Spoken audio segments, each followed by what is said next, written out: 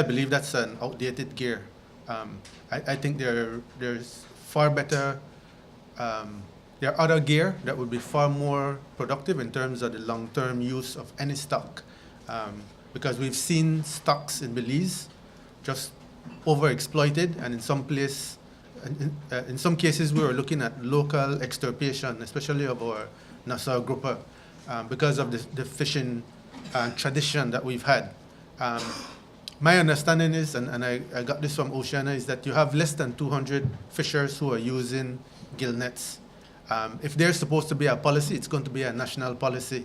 If you're going to address gillnets, in some instances, you could see those fishers who are currently using a particular method that's unsustainable being a barrier to a national policy.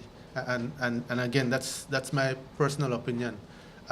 Looking at some of the data that we see coming out of our assessments nationally, finfish stocks are declining nationally across the board.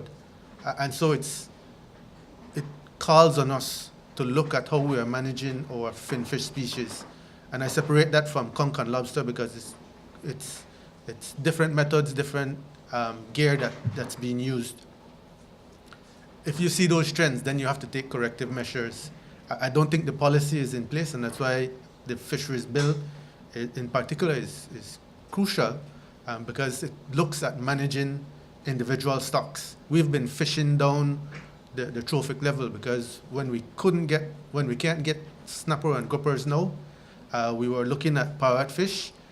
Luckily, WCS and others recognized that was a concern, and the Fisheries Department saw the wisdom in protecting herbivores, parrotfish and surgeonfish and others. But there are other species that we're starting to move into. If you talk to the people out at San Pedro, angelfish is showing up as fillet on their plates. This cannot continue. We cannot continue to fish species without realizing the impact that we're having.